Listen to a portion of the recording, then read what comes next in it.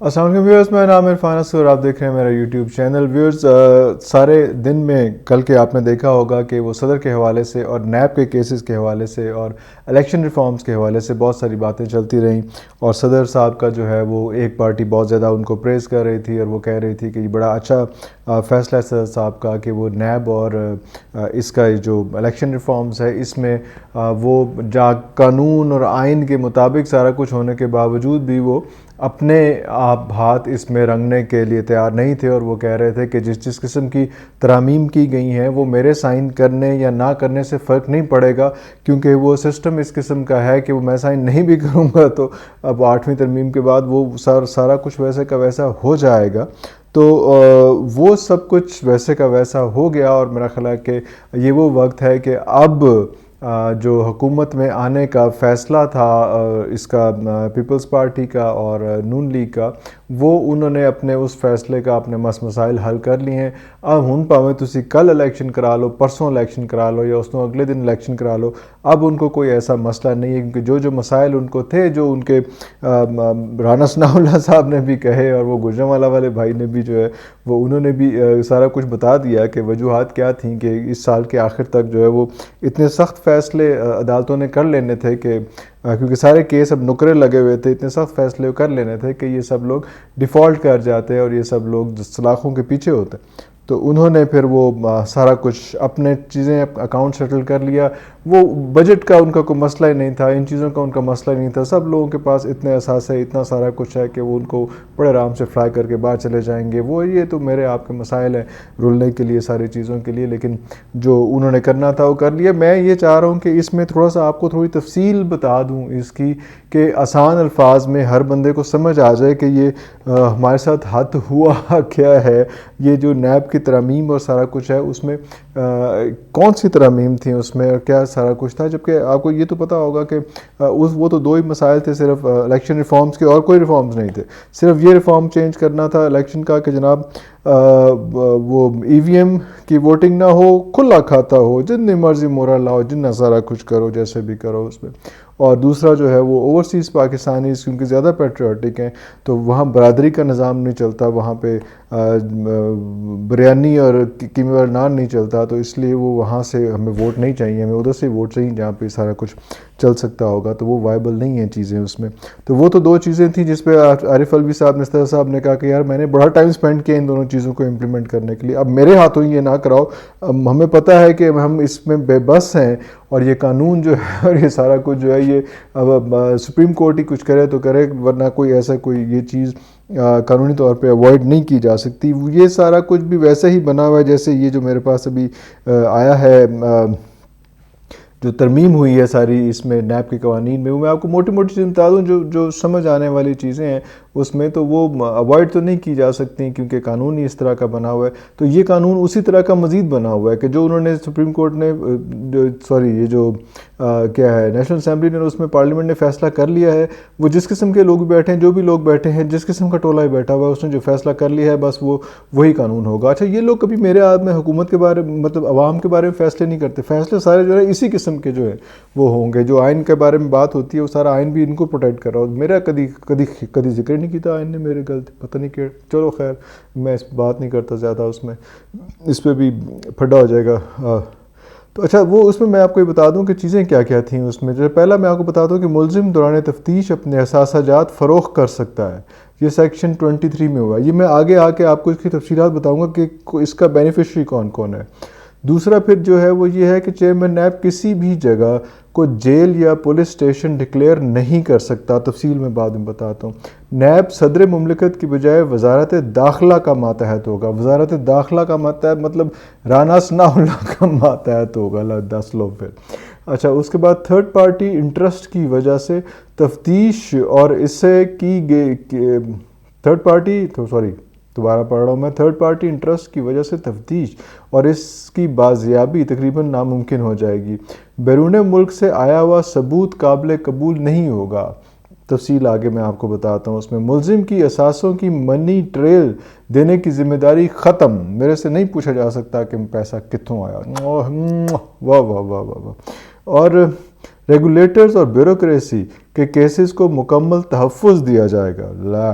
مزہ آیا نا. اچھا اب میں اس کی ڈیٹیل میں جاتا ہوں کہ کون کون سا سیکشن ہے اور کیا کیا سارا کچھ میں اس میں. اب اس میں یہ ہے سیکشن 21(9)G اس میں بیرون ملک سے آئے ثبوت قابل قبول نہیں ہوگا. اس میں مریم نواز صاحبہ کے جو کیلیبری فونٹ جو ہے اس کا کیس ختم ہوا تھا. ثبوت باہر سے آیا وہ جو ہے ویلڈ نہیں ہوگا. مطلب یہ کتنے مزے کی بات ہے کہ آپ نے ساری چیزیں باہر بھیجی ہیں لیکن اگر وہاں سے باہر سے کوئی ثبوت آ گیا کسی چیز کا تو وہ ویلڈ نہیں ہوگا یہاں پہ. Doesn't make any sense. Do you think so?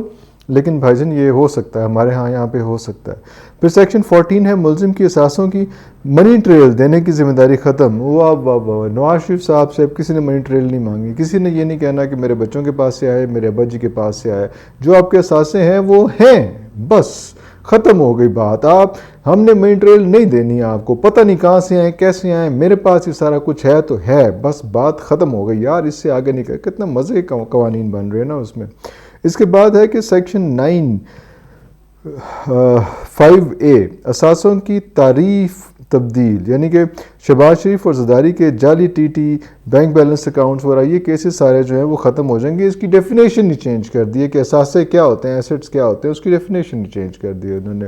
Next ہے جی سیکشن 9(10)A اور سیکشن 5S مفاد عامہ کے کیس میں کم از کم متاثرین کی حد 100 کر دی گئی ہے. اگر آپ کے خلاف کسی نے کہا ہے کوئی پنگا کیا ہے کوئی پھڈا کیا ہے تو کم از کم 100 لوگ آپ کو لانے پڑیں گے جو آپ کے خلاف بات کر رہے ہوں گے تو پھر آپ کا کیس ویلڈ ہوگا. اس میں خواجہ آصف کے کیس ختم ہوں گے جس میں صرف 76 متاثرین ہاؤسنگ اسکیم تھی اس کے 76 متاثرین نے کیس کیا تھا مل کے کہ نیب پہ. تو انہوں نے کہا نہیں اب 99 بندوں کے اگر آپ نے پیسے کھا لیے ہیں جتنے بھی کھا لیے ہیں کوئی بات نہیں.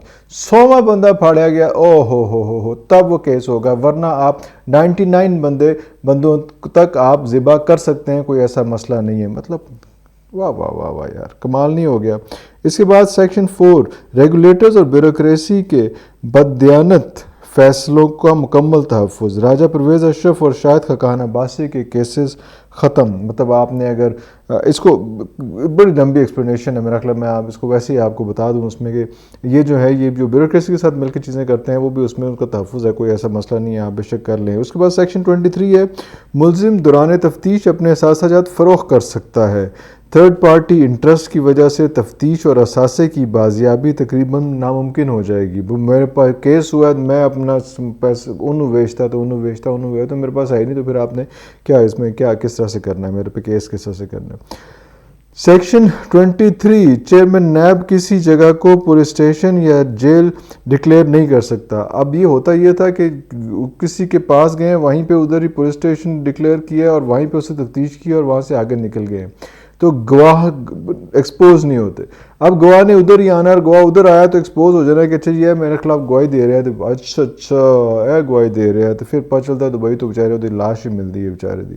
تو یہ والی سلسلے جو ہیں وہ اس قسم کے جو ہے وہ بالکل مطلب کتنے انٹرسٹنگ چیزیں ہیں ساری. سیکشن 5U سرکاری عہدیداروں کے ساتھ مل کر کرپشن کرنے والے عام شہریوں کے نام مقدمات سے خارج کر دیے جائیں گے. I repeat this thing. سرکاری عہدیداروں کے ساتھ مل کر کرپشن کرنے والے عام شہریوں کا نام مقدمات سے خارج کر دیا جائے گا. مطلب آپ اگر کسی سرکاری بندے کے ساتھ مل کے کام کریں تو آپ پہ کیس نہیں ہو سکتا. کرپٹ لوگوں کے فرنٹ مینوں اور ایجنٹوں کو تحفظ اور حوصلہ افزائی ان کی ہوگی کہ اگر آپ سرکاری ملازم ہیں اور میں آپ کے بہاف پہ کم چک کے رکھے آیا تو میری کوئی ذمہ داری نہیں ہوگی کوئی مسئلہ نہیں مجھ پہ کوئی کیس نہیں ہو سکتا. How interesting this thing. Do you think. Section 5E بے نامی دار کی تعریف بدل دی گئی. اس میں کرپٹ افراد اب اپنے بیوی بچوں اور قریبی رشتہ داروں کے نام پر جائیداد رکھ سکتے ہیں. پہلے بیوی بچوں اور رشتہ داروں کے نام پہ نہیں رکھا جا سکتی تھی اس میں کیونکہ ان کے بھی اکاؤنٹس سارے چیک ہو جاتے تھے تو اس لیے وہ مقصود چپڑاسی اور بلا بلا وہ دہی بلے والا اور پتہ نہیں کیا ان کے ناموں پہ رکھا جاتا تھا. لیکن اب جو ہے صورتحال یہ ہوگی کہ اب جو ہے بڑے آرام سے آپ اپنے بچوں کے نام پہ رکھنے فیملی کے نام پہ رکھیں کوئی ایسا مسئلہ نہیں. بینامی والا ایشو ہی کوئی نہیں ہے. بینامی ہے ہی کوئی چکر نہیں. اپنے پہ رکھو تو تمہیں کوئی پوچھ بھی نہیں سکتا. Very nice. اور اگلا ہے جی